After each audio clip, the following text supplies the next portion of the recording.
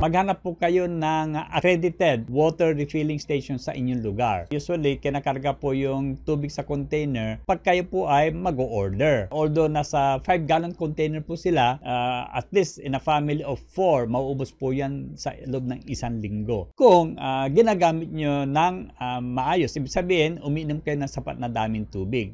At the average kasi, mga within 5 days, dapat ubos na po yung 5 gallon. Mas okay po yan. Basta reliable ang refilling station. Ibig sabihin, ang LGU, nagko-conduct po sila ng water testing dun sa lahat ng mga refilling station on a monthly basis. So, hanapin nyo po dun sa bintana nila kung ano po yung pinaka-latest na water analysis ng kanilang station. Kung wala po yan, delikado po yun. Okay? Kung hindi, wala naman nakapaskil po dyan, tanong nyo po sa kanila kung kailan po yung huling testing ng kanilang tubig.